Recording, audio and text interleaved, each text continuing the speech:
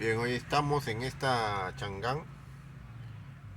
Indique el propietario de que cuando él va corriendo o en movimiento el vehículo empieza a prender el check engine, prende y apaga, prende y apaga.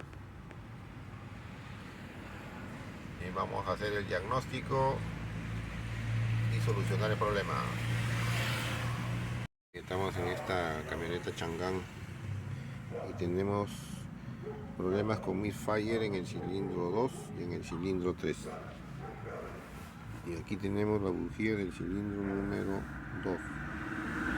En esta bujía se puede observar que tenemos la parte de la corona es negra, quiere decir que ahí no está quemando bien el combustible. Ahora vamos a mirar una de las bujías del cilindro número 1. Se puede observar que están blanquitas. La del cilindro 1 y la del cilindro 4 están blanquitas, quiere decir que hay una buena quema de combustible, una buena quema de mezcla, a excepción de la 2 y 3, que es donde nos está enviando código de error del misfire 302 y P303. Lo que vamos a hacer es reemplazar bujías y probamos.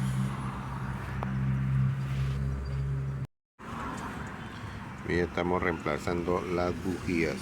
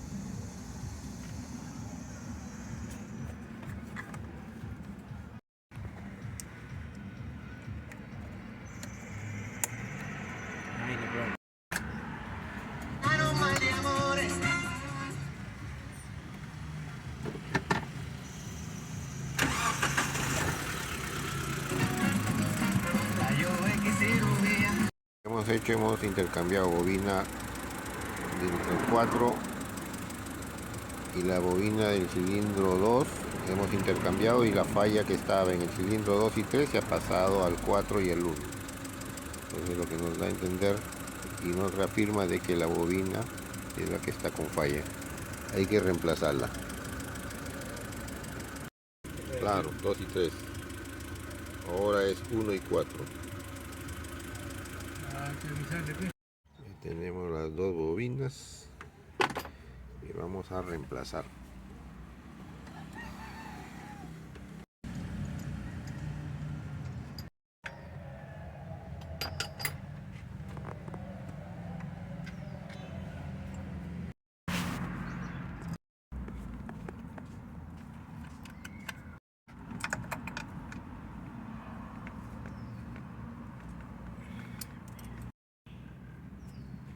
Listo.